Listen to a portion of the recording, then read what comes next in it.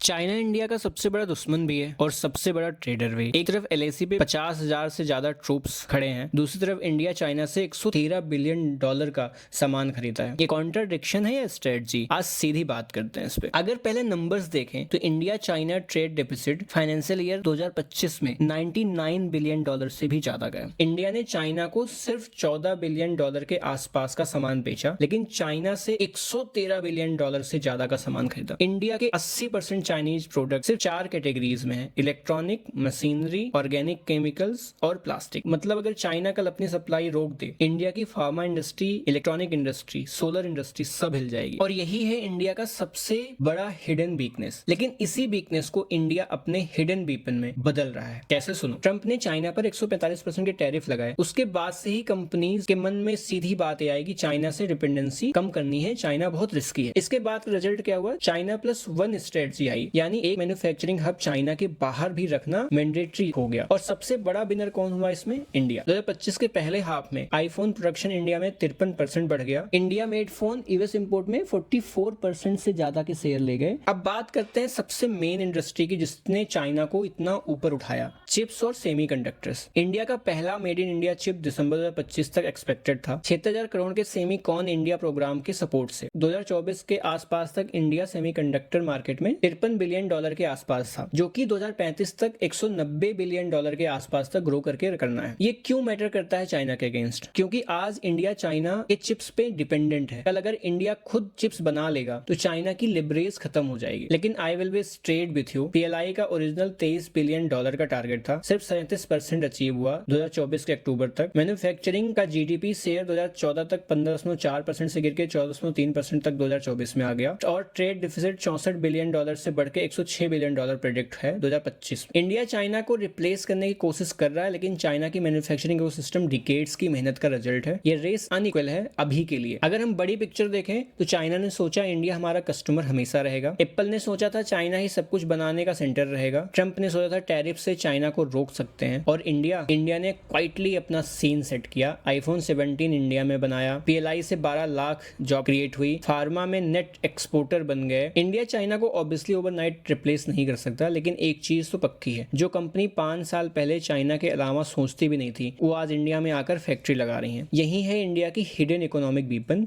Patience, positioning और preparation. Like करो अगर आपको फैक्ट्स पसंद आए, सब्सक्राइब करो अगर आपको ऐसी जियोपॉलिटिकल रिलेटेड वीडियोस चाहिए। जय हिंद।